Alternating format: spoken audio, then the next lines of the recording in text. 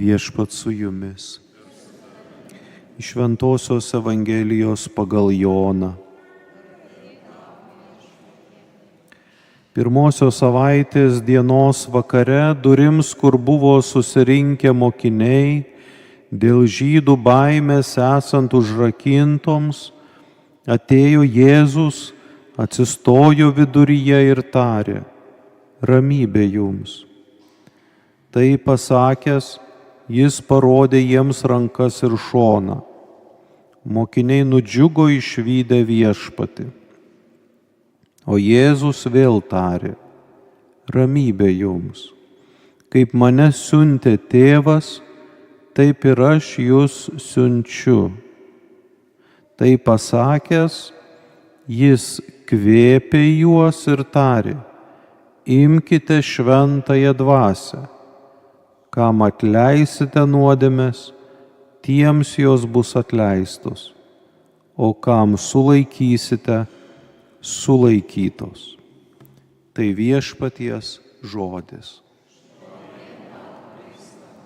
Evangelijos žodžiai tenaikina mūsų klaidas.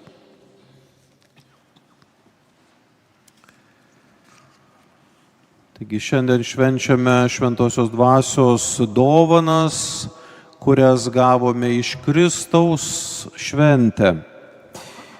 Per paskutinę vakarienę Jėzus pažadėjo mokiniams, kad pasitraukęs nuo jų nepaliks vienų, bet atsiųs globėją, Šventąją Dvasią, kuri liks su jais per visas dienas iki pasaulio pabaigos. Šiandien mes ir švenčiame to pažado išsipildymą. Vis dėlto, tema apie Šventąją Dvasią visais laikais buvo kažkokia paslaptinga. Ir mažai apie ją yra žinoma. Net ir Evangelijose, kai Jėzus kalbasi su savo mokiniais apie Šventąją Dvasią, netrodo, kad mokiniai būtų kažkaip susidomėję. Taigi šiandien mes klausiame, kas yra toji dvasia? Ką Jėzus mums paliko iškeliavęs iš šio pasaulio? Kas atsitinka, kuomet toji dvasia mus pasiekia? Norėdami suprasti, kas yra Dievo dvasia, visų pirma reikia prisiminti praeitą sekmadienį, šeštinių šventę, kuri parodo mums sėkmingą gyvenimą. Arba kokį tikslą turi pasiekti žmogus, kad galima būtų pasakyti, jo gyvenimas yra sėkmingas.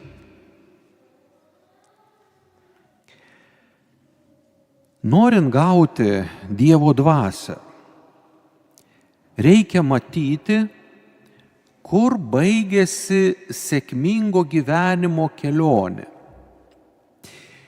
Gyvenimą galime pavadinti sėkmingu, jei žmogus patenka į dievišką pasaulį.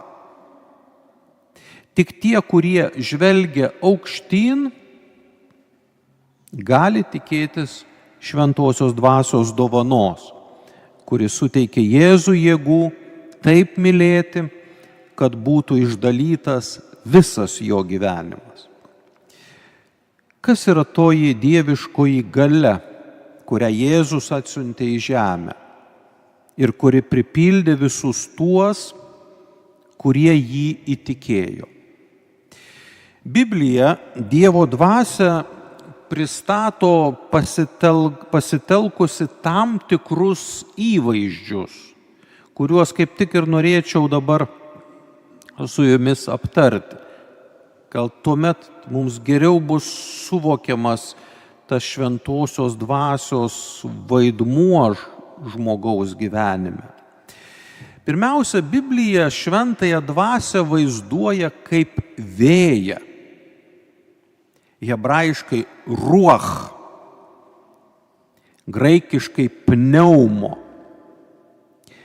Tas ruach nereiškia tik švelnų vėjelį, tokį dvelgsmą. Tas ruach reiškia vėtrą, galingą vėtrą.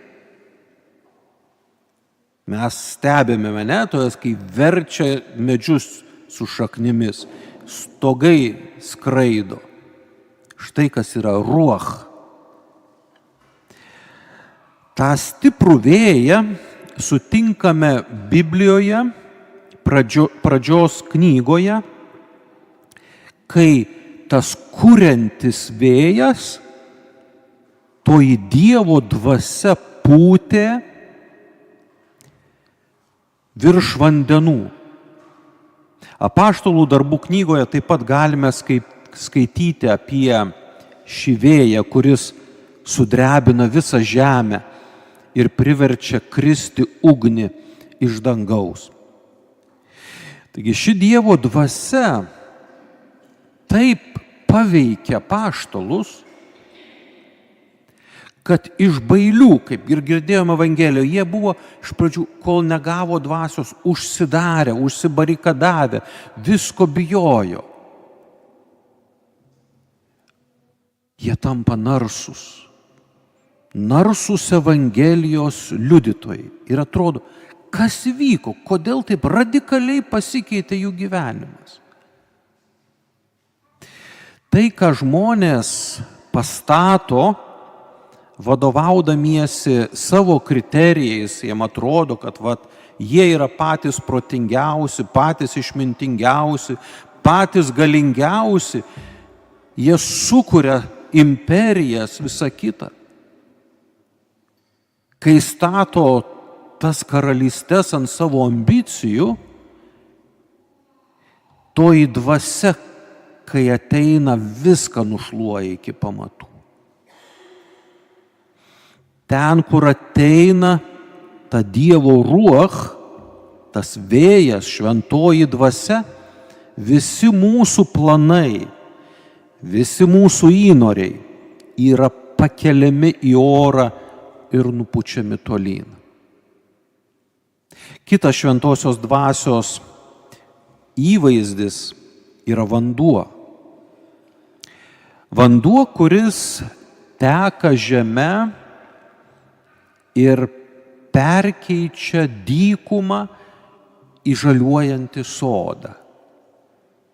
Žydų tauta turėjo labai stiprią dykumos patirtį. Ir šiandien didelę dalį šventosios žemės sudaro dykuma. Ten, kur ateina vanduo, skleidžiasi gyvybė. Pranašas Izajas sako, vieną dieną bus mums išlieta dvasia iš aukštybių ir tada dykuma taps žaliuojančių sodų. Kai žvelgiame į pasaulį, dažnai jame matome dykumą, kur nėra gyvybės. Kadangi jame pastebime per daug blogio ir mirties apraiškų. Tada klausime save, ar tokiame pasaulyje turiu galvoti tik apie save ir stengtis kaip nors išgyventi? O gal turiu mąstyti apie naują, daug geresnės kokybės gyvenimą? Štai biblinis pažadas. Į tą dykumą vieną dieną atitekės gyvybės vanduo. Izaijo 44 skyrius. Dievas sako, apipilsiu vandeniu ištroškusią žemę, srovėmis sausumą palaistysiu, išliesiu savo dvasią ant tavo palikuonių ir savo palaiminimą ant tavųjų vaikų. Tai yra vilties žodžiai. Vilties žodžiai kiekvienam savo gyvenime patiriančiam dykumą. Dykumą, kurioje nebelieka gyvybės. Viešpats sako, nenusimink. Jeigu žvelgsi aukštyn, Dievo dvasios vanduo pasieks ir tavo širdį. Tada tavo širdis vėl prisipildys gyvybės. Dar vienas biblinis įvaizdis Dievo dvasios yra ugnis. Dievo dvasia tai ugnis, kuri nužengia iš dangaus ir sudegina visą pasaulio blogį. Kai kalbame apie biblinę ugnį, mums į galvą pirmiausia ateina pragaro ugnis. Bet Dievas žino tik vieną ugnį. Tai jo dvasia, kuri liežuvių pavidalu nužengė per sekmines ant apaštalų. Tai nemateriali ugnis, bet tokia ugnis, kuri prasiskverbia iki širdies gelmės. Ir šita ugnis yra dieviškoji meilė. Meilė degina, sakome.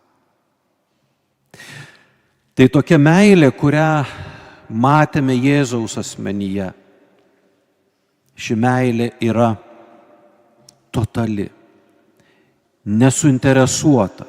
Meilė, kuri pagimdė Dievą. Todėl Dievas yra meilė. Šios meilės dėka Jėzus palaiko ryšį su žmonėmis ir kai žmogus gauna šventosios dvasios dovaną, tampa Dievo vaiku.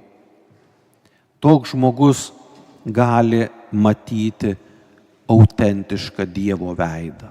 Ne savo susikurtą, bet tikrą, toks, koks iš tikrųjų yra Dievas. Toji ugnis duoda pradžią visiškai naujam pasauliui. Pasauliui, kuriame viešpatavo blogis, jisai yra sudeginamas ir gimsta brolybės pasaulis. Dar vienas įvaizdis, kurį pateikia Biblija apie šventąją dvasią, tai yra galia, kuri įėjusi į žmogų prikelia jį, nors žmogus ir būtų miręs. Net jei iš žmogaus liko tik skeletas, griaučiai, jei jo kaulus pasiekia toji dvasia, žmogus atgyja ir grįžta į pilnutinį gyvenimą. Pranašas Ezechielis pasakoja, kaip savo regėjime mato didžiulį lauką, pilną nusėtą boluojančių kaulų. Tai Babilonijos tremtinių kaulai. Tai mūsų Sibiro tremtinių boluojantis kaulai prie Laptevų jūros.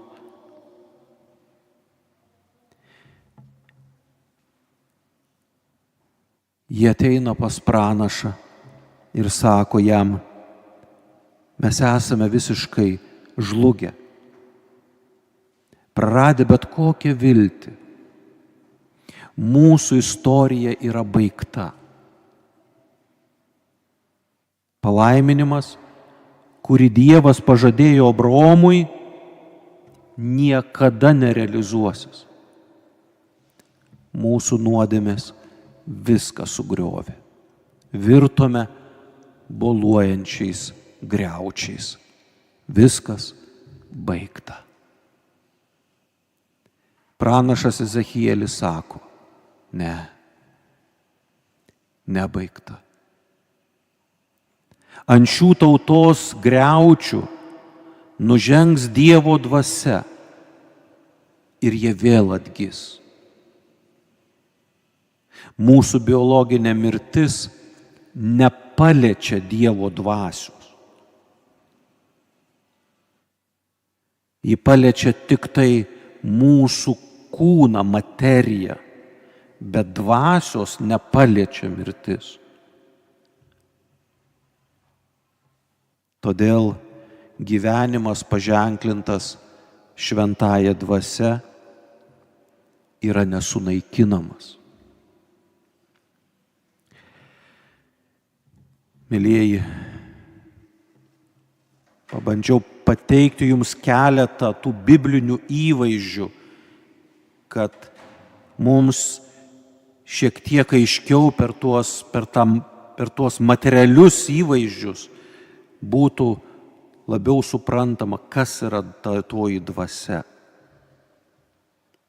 Toji dvasia mus moko gyventi. Toji dvasia mus moko vairuoti automobilį. Tas, kuris turi tą dvasią, kai vairuoja automobilis, nėra agresyvus. Mes galime sutikti kelyje tokių, kurie neturi tos dvasios. Štai jums paprastas pavyzdys. Toji dvasia gali net geriau jūs išmokyti vairuoti, negu bet kokia mokykla. Ką paliečia Dievo dvasia, tu gyvenimas radikaliai pasikeičia. Griūna sienos, atsiveria bendrystės durys. Žmonių pasistatytos pilys, skirtos apsaugoti savo turtą, valdžią, galią, yra supurtomos ir griūna struktūros sukurtos vadovaujantis pasaulio išmintimi. Jos patiria krizes, tos struktūros. Tuo tarpu Dievo dvasia tirpdo baimę, abejingumą, neveiklumą. Ji padeda daryti drąsius apsisprendimus. Žvelkime į dangų. Žvelkime ten, kur nuėjo Jėzus. Ir tikrai sulauksime Dievo dvasios, kuri perkeis mūsų kupiną nesėkmių gyvenimą į tobulą, pilnavertį gyvenimą. Išpažinkime savo tikėjimą.